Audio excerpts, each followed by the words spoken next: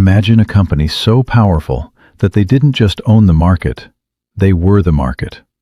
In the early 2000s, this single brand held a 40% global market share. To put that in perspective, that is more than Apple and Samsung combined today. They had billions in the bank, the smartest engineers on the planet, and a brand name that was synonymous with the future. If you lived through that era, you definitely had one of their products in your pocket. You probably thought they would last forever.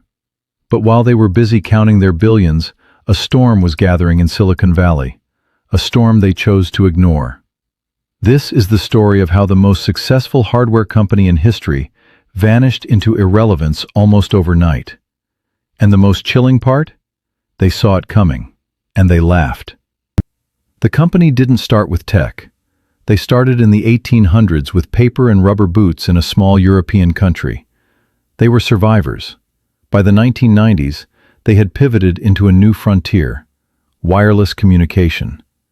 They weren't just making devices, they were making icons. Their products were famous for being indestructible. You could drop them from a building, run them over with a car, and they would still make a call. They became the kings of hardware. Their strategy was simple: flood the market. They had a device for every price point, every country, and every person. Their profit margins were the envy of the world. But this massive success created a God complex in their boardroom.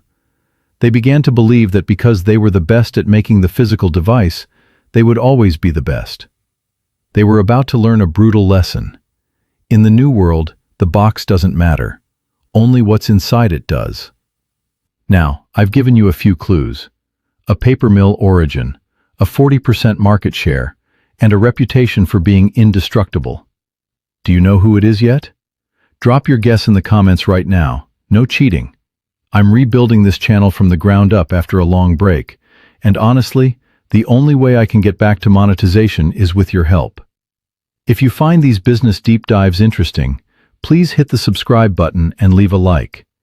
It tells the algorithm that this new niche is worth showing to more people. Now, back to the downfall. 2007. The year the world tilted. A CEO in a black turtleneck stood on a stage in California and changed the rules of the game. He revealed a device that was all glass with no buttons. Our mystery company watched the event from their headquarters in Finland.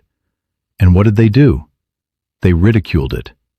They ran tests and concluded the battery life was a joke. They laughed at the fragile glass screen. They pointed out that it didn't even have a physical keyboard. How could anyone type an email? They were so blinded by their own perfection that they missed the revolution.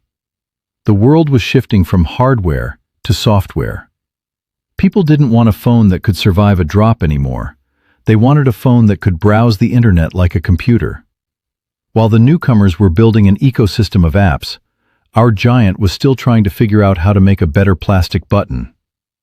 The decline wasn't a sudden crash. It was a slow, painful bleed. Every year their market share slipped by 5%, then 10%. They tried to pivot. They tried to build their own software, but it was clunky, outdated, and rushed. Developers didn't want to work with them. Users began to migrate to the shining cities of iOS and Android. In a last-ditch effort to save the empire, they sold their soul. They partnered with a software giant, abandoning their own heritage to use a system that no one wanted. It was the final nail in the coffin. The king was officially a beggar. By 2013, the phone division was sold off for pennies on the dollar. The CEO ended his final speech with a line that still haunts business schools today. "We didn't do anything wrong, but somehow we lost." That company was Nokia. It's a reminder that in business, doing nothing wrong is the fastest way to fail. If you enjoyed this mystery breakdown, check out my other video on why Blockbuster turned down the chance to buy Netflix for just $50 million. See you in the next one.